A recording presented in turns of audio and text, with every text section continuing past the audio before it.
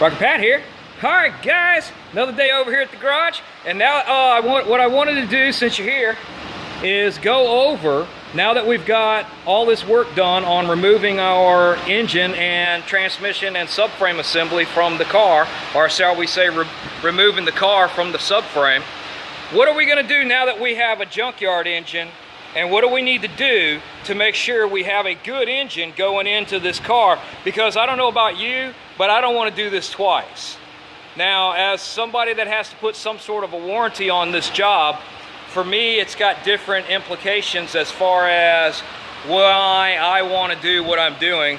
Now, but I'm going to tell you right now, everything I'm going to teach you right now about this deal, you need to do yourself. All right, what I'm looking at here is a very well oiled piece of machinery here, okay?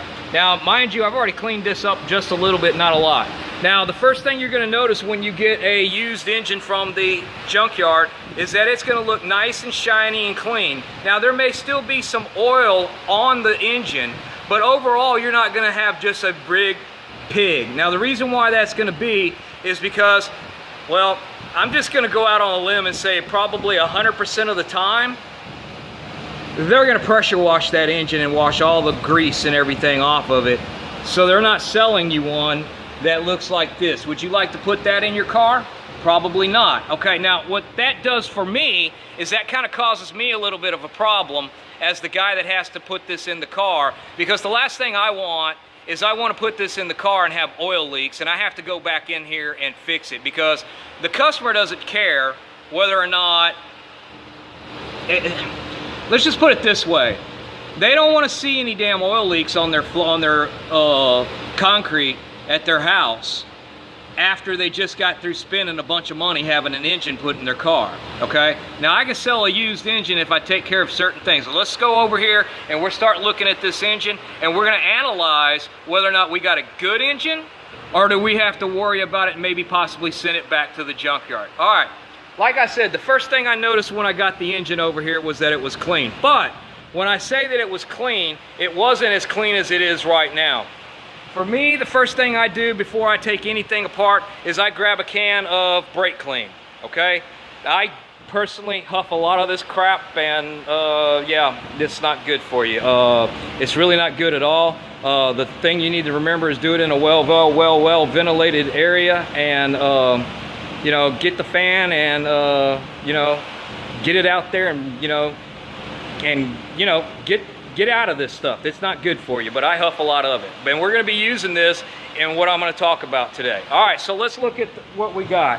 The first thing I did was I took the engine while it was still completely 100% assembled, and I went through about a case of this, cleaning all the nooks and crannies. Everything, every seam, everywhere I can, because my goal here is not to transfer any grit inside this engine. All right, once I did that, I started looking over the engine, and let me see what I found, okay?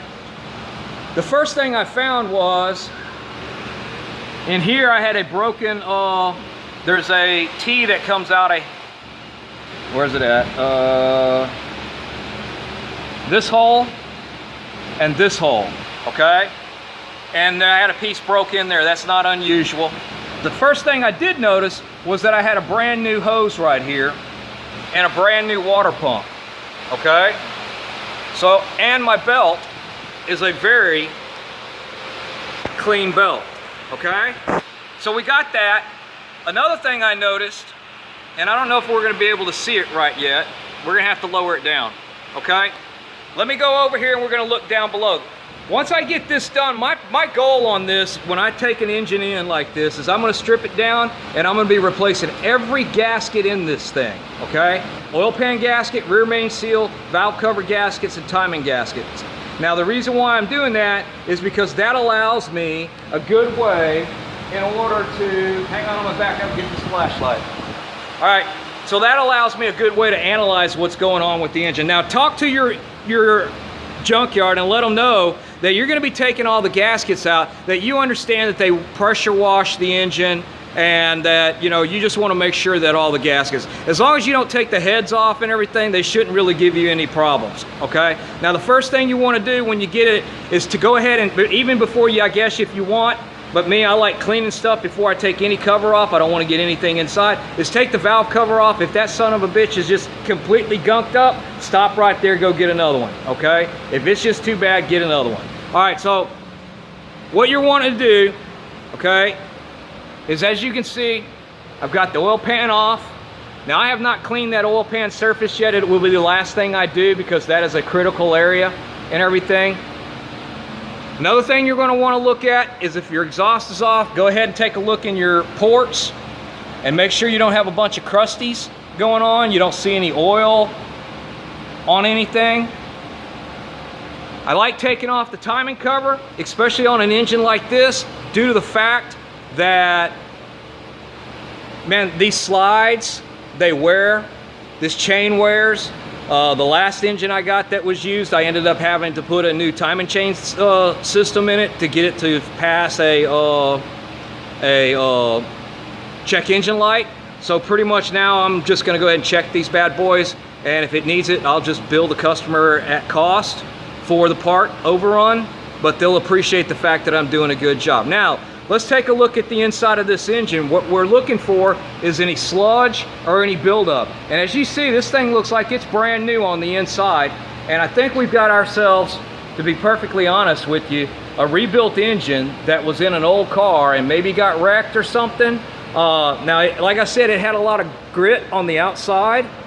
I personally am going to go on a limb and say that whoever put this engine together did not, and when I mean together, I mean that they put the valve covers and stuff like that on it. And the reason why I say that is because I really believe that this had been remanufactured. As you can see, I still got some grease right there. Okay, and the reason why I say that it's possibly been remanufactured, okay, is right here. If we can see, we have a fresh looking, what looks to be ultra black, Permatex ultra black silicone right here coming out between the lower crankshaft and the block, okay? This is the webbing for the whole crankshaft in. So anyway, when you see that, somebody's had that apart. Now, if you look at all the grease that's on it, maybe they didn't clean that all off when they remanufactured it. Maybe they weren't a great remanufacturer. I don't know. Oh yeah, Ziggy, there's your little switch, buddy. Yep, I feel you on that one, dude. I know exactly what you're talking about. Now, the one I'm talking about is that damn alternator on the other side. Damn! Anyway, back to the story here. All right, so you're gonna check up inside of here. You're gonna look at them all. I think we're doing good. And let me show you what I found. I got ready to go ahead and put a new rear main seal in this engine. And the reason why I wanted to put a new rear main seal is for the same reason on everything else. I don't want to have to take this apart. What I found is when I look at that color looks like it's a replacement. I believe the factory one would have been a gray one. And if you look right there, it says National on it, not Ford. So therefore, there's another reason I say this engine has been overhauled. Now, I took the flywheel, or the flex plate off. It's not a flywheel, it's a flex plate. I took the flex plate off, and what did I find up in here? Oh, a heat tab. All right. Earlier, up on the head, there's a heat tab. And there's another one right there. Now, if I look closely at that heat tab looks like it's been there for a while, along with those two right there because they're the coloration of them. And then when I come over here, I see a brand new heat tab that the junkyard put on. So, junkyard heat tab, that, by the way, looks kind of fishy if you ask me. Y'all tell me what y'all think about that heat tab. Looks like it's a little dishy. Anyway, and some nice clean ones right back there that I believe the remanufacturer put on this engine. And when I look at it, possibly has new head gaskets and everything. All right, so we got all that. We know we've got a clean timing system. Let's take it down. I want to show you all a few things about what you need to do when it's time to put this bad boy together, and what you also, to protect yourself and make sure you get a good clean job. Another thing you need to do when you take this apart is you want to go down and you want to pull all your spark plugs out, one at a time.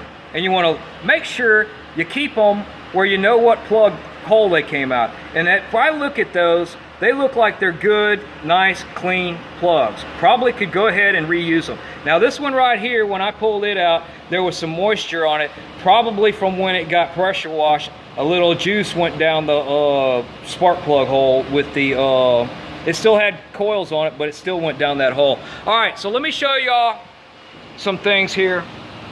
All right, if you want to make this thing where it does not leak, I'm going to tell you right now, there's only one way that I can tell you that you need to do it. All that, every last bit of it, must look like this, okay? If it doesn't look this clean, okay? And how you accomplish that is I get my brake clean, and if you just take this oil and you just rub it, being careful not to let your rag get in it. And I'm gonna be honest with you, sometimes you gotta get out the scraper, and if you're scraping, scrape this way. Go to the edge and pull away from going inside. Don't sit there and go back and forth like this. You're just shoveling the crap into the engine, okay? Go to this side of it and pull it towards you. All right, sorry, I almost cut my leg off dropping that razor blade at me. Pull it towards you, okay? When you have any silicone, make sure you catch it. It does not go down inside. You see how clean I have this? I will finish that spot right there. I will get that little silicone off. When we get ready to put this together, we will put silicone here, we will put silicone here, we will put silicone here, we will put silicone here, okay? And at the back of the engine, I believe there's gonna be another spot for some silicone as well, okay? Those are the only places that you need to put silicone on this engine in order to seal it with the factory type seals that go on here. All right, guys, well, I've been rambling and rambling and rolling and rambling over here, and it's getting time that I need to cut this off, and I need to get some rock and roll on over here and get this thing rocking and rolling and rolling and rocking, because I got to get this bad boy downtown before the end of the week. Now, tomorrow, same Pat time, same Pat channel.